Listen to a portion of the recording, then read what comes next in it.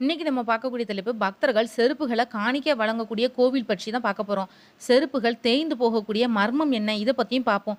சொரிமுத்து அய்யனார் கோவில்ல இருக்கக்கூடிய பட்டவராயர் சன்னதியில பக்தர்கள் செருப்பை காணிக்கை வழங்குறாங்க.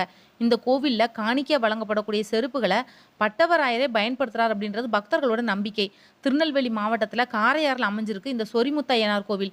அந்தணர் குலத்துல பிறந்த முத்துப்பட்டன் செருப்பு தைக்கக்கூடிய குலத்துல இருக்கக்கூடிய 2 பெண்களை திருமணம் செஞ்சுக்கிட்டாரு. காதலுக்கு ஜாதி இல்லை அப்படின்னு நிரூபிச்சவர் தான் இவர். அதனால இவரோட குடும்பம் இவரை புறக்கணிச்சது. பசுக்களை பாதுகாக்கக்கூடிய போர்ல பங்கேற்று மரணம் அடைஞ்சாரு. இவருக்கு மக்கள் சன்னதியும் எழுப்பி இருக்கிறாங்க. பொம்மக்கா திம்மக்கான்ற 2 மனைவியரோட பட்டவராயர் அப்படின்ற பேர்ல பக்தர்களுக்கு அருள் கொடுத்துட்டு வராரு. மாமனாரோட உத்தரவுப்படி இவர் செருப்பு தைக்கக்கூடிய பயிற்சியும் எடுத்துக்கிட்டாரு. இதனால இந்த கோவில்ல செருப்பை தான் காணிக்கை வழங்குறாங்க. முதல் ஆண்டு காணிக்கையா கட்டிய செருப்பு அடுத்த ஆண்டு சென்று பார்த்தோம் அப்படின்னா தேய்ஞ்சிருக்குமா.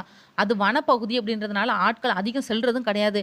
அந்த கோவில்ல கட்டப்பட்டு இருக்கக்கூடிய செருப்பை தொடுறதும் கிடையாது. அப்படி இருக்கையில செருப்பு தேய்ஞ்சிருக்கிறது அதிசயமான நிகழ்வா தான் காணப்படுது. இவர்கிட்ட வேண்டிக்கிட்டா கால்நடைகள் நோயின்றி ஆரோக்கியமாக இருக்கும் அப்படின்ற நம்பிக்கை நிலவுது. பொம்மையும் திம்மியும் தீக்குழி இறங்குறத நினைவூட்டுற வகையில இந்த கோவில்ல நடைபெறக்கூடிய தீக்குழி திருவிழாவில் தீக்குண்டம் இறக்கக்கூடிய பக்தர்களுக்கு தீவினை நீங்கி நன்மை ஏற்படுதுன்னு நம்புறாங்க. இத்தகைய அதிசயம் வாய்ந்த கோவிலுக்கு நீங்களும் வாழ்க்கையில ஒரு தடவையாவது சென்று வழிபட்டு வர்றது நன்மையை